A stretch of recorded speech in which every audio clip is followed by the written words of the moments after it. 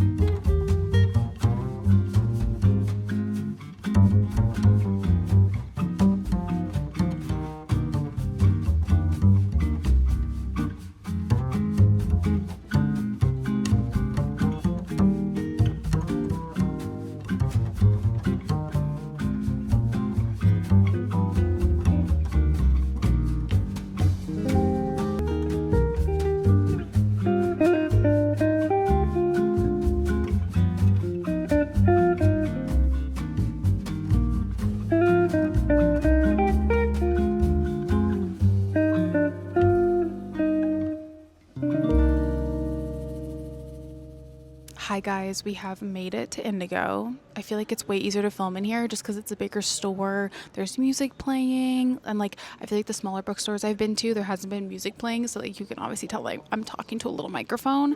But I'm gonna walk around, and the only things left on my radar to pick up are some romance books because I picked up Bloom and then Mary at the other bookstore. I'm still looking for the paperback copy of Death at Morning House. I read that last year and loved it, but I haven't been able to find it anywhere. But anyways, we're gonna do some browsing. I'm in the YA section, so let's start here and see what we find. I did not know that there were limited editions of We Were Liars and Family of Liars. Now I kind of want to see what those look like. Hopefully you guys can hear me. The mic is like I'm holding it a little bit further away. Oh, it's the same. What's different about it? Oh, I guess the blue spine. Is it? Oh yeah, it's got sprayed edges on it. And then what about this one? Oh yeah, it's also got sprayed edges. If you guys have read Serpent and Dove, let me know. Is it really similar to Heartless Hunter? Because I feel like the overall premise I would really like, but it feels really close to Heartless Hunter, and I would like hate to read it and then just compare it to Heartless Hunter the whole time. So let me know if you guys have read both, if they're similar, if I should read it. Let a girl know. Sometimes a title or a book just like jumps out at me, like these two right here. Let's see what this is. The Coven Tendency. Oh, that looks spooky and great. I'm honestly sold. Young witches dangling on the edge of love and obsession. That sounds so good. Let me look it up on Fable. Coven Tendency only has a 3.3, so I'll probably skip out on that. I try to only get books if it's like above a 3.7, 3.8, but I might read it at the library. A Cruel Thirst is a 3.9. I just like don't love hardcovers, honestly, so I may see if I can get that one through the library, but it sounds really interesting. I love a good staff pick section, honestly. I feel like you can't go wrong with a staff pick. Ooh, that looks really intriguing. Den of Vipers. Oh, fast-paced mafia romance. I love when there's like a little nugget right there that you can just read and get the gist of the book right there. I kind of wish every book had that, honestly. Horror Store is one of my favorite books. If you don't like super spooky stuff, you'll really like that. You guys, I still need to read 11/22/63. I just like can't find it in me to do because I know I can only read it for the first time once, you know? Okay, we're on the hunt for The Good Girls of something something with the dog on it. That's the book I'm looking. Oh, wait, this book. I want to read this Burning Daylight book. It looks like a really good fantasy novel. One sec. The first book I'm looking for is the Good Girls one with the dog on it, the one that I'm reading right now, because it says they only have one copy and I'm on the hunt for it. So right now I'm in the romance section because I feel like it would be here, right? But does anyone do the alphabet when they're looking for a book? Like A, B, C, D? What's her last name? I don't even know. Maybe I should look it up.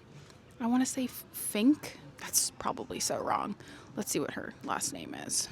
I was close. It's Firkins. Firkins. A, B, C, D, E, F. I'm in the wrong section. I'm already in the H's. Okay, I think it would be here. Oh my god, look what they put out early. Shut the F up. One second. How am I going to do this with the mic? Do you guys see it? Oh my god.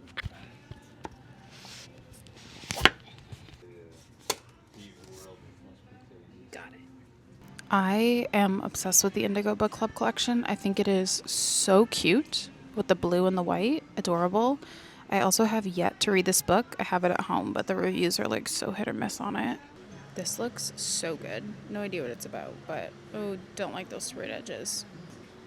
That cover is stunning. Guys, I don't think I'm going to continue the Zodiac Academy series. I'm on book 4 and I just feel like I cannot get through it. Also, that is a thick book. Wow. I've been wanting to read a Holly Renee book. I just don't know which series of hers to start with. I also have been meaning to read the Book of Azrael too. So many good romanticies on my radar, honestly. Ooh, that edition of Crooked Kingdom is really cool. Oh, those are cool covers. I still need to read Six of Crows. I'm looking for The Silent Companions by Laura Purcell literally everywhere, and I can't find it. I think I'm gonna have to order it online. This also looks really interesting. The Butcher's Daughter. I've never heard of this. I've been really wanting to read this for years, and it's on the shorter side too, which is really nice. It takes place at like an abandoned amusement park. So I think I might pick this one up too, but maybe let me check and see if it's available at the library first. I need some more haunted house books. That's what I struggle with finding, some good spooky haunted house books. This one has also been on my radar. Let me know if you guys have read it. We Came to Welcome You. I love a good suburban horror book. but maybe I'll see if this one's good on audio. I feel like horror books are always so good on audio. I also have been really wanting to read Strange Houses. I'm clearly going through a horror phase right now, obviously, with it being like spooky season. But yeah, I need some more horror books. Like, I honestly didn't find this one too spooky. I didn't find that one too spooky either.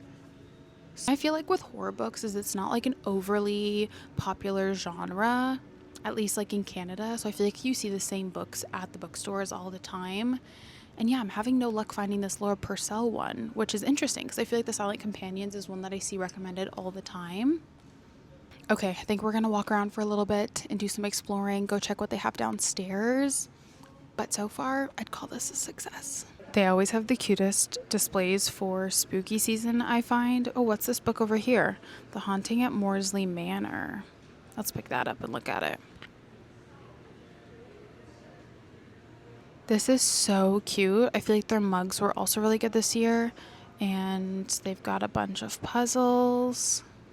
That's something I still need to do. I haven't done a single puzzle this spooky season yet. We're doing a little reconvening in this back corner because I didn't want to disrupt anybody doing their book shopping.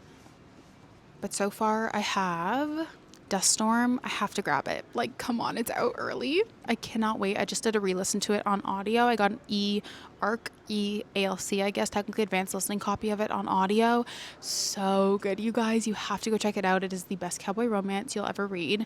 And then, of course, The Good Girls of Maple Lane, which I am like 50% through right now and I'm absolutely loving, and I want to get a physical copy of it. She's also a Canadian author, which is amazing. But those are the books that I have so far.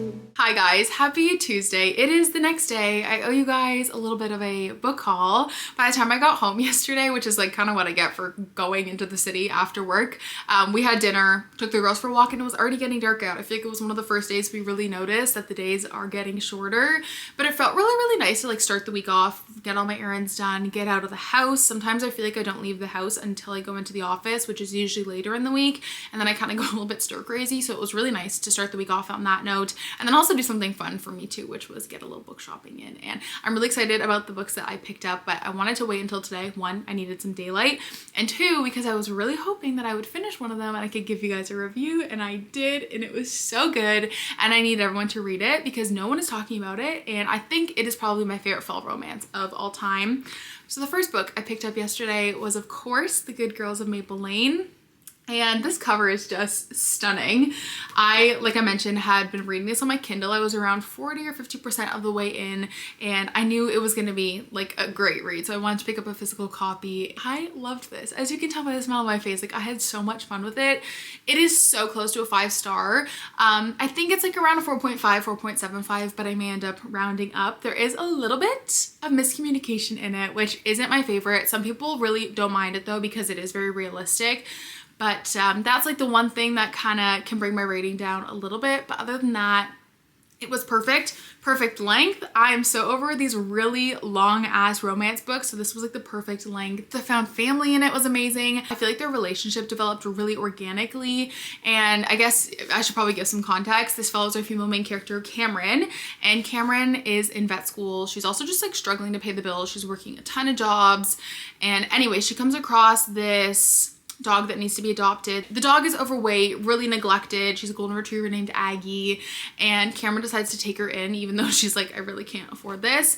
And she kind of gets her neighbor Everett to help her out because he has a car, she doesn't. So he goes with her to pick up the dog and goes to vet appointments and stuff. And they kind of just like form this really beautiful organic friendship. Cameron decides to start posting Aggie and her like rehabilitation journey over on social media, which I don't normally like the integration of social media into books. Like I really love books to be a form of escapism, but I think this was done so perfectly well, honestly. Everett works in social media marketing, and so he decides to start helping her out, and I feel like their relationship was just like super organic. And I think also having a rescue dog and like fostering and adopting, it just kind of pulled on my heartstrings a little bit like more than usual, and I absolutely adored this. So please go read it. It was incredible. I feel like I did pretty good, and honestly all of these were on my radar. Technically Deathstorm was also on my radar, but I just didn't think it was going to be out early, which is the first book in the Griffith Brothers series. I have the indie covers here. I don't typically get indie covers and traditional covers, but if it's like an all-time favorite, I will, and then either donate the indie covers to the library so that people can read it, or in this case, since it is probably my favorite romance series of all time, I'm going to keep both covers. But how gorgeous is this? And this is one of my 6-star reads of the year for sure. The audiobook is amazing too. I think I mentioned this in the vlog, but I did a re-listen of it on audio because I got a advanced listening copy, so please go check it out. It's incredible. It is out as of today, and it is one of my favorite cowboy romance. I think it is the best cowboy romance in my opinion. Sorry to the ones on my shelf, but it is so good. And then this was a book that was on my list, Bloom by Delilah S. Dawson.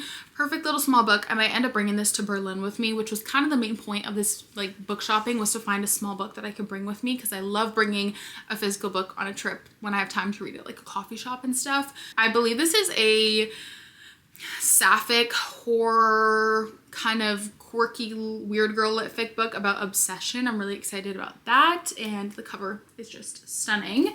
And then lastly, I did end up picking up Mary by Nat Cassidy. I really loved When the Wolf Comes Home, and I believe this is Nat Cassidy's debut. I believe this is about a middle-aged woman named Mary who moves back to her hometown and just starts having visions, and then the killings begin again.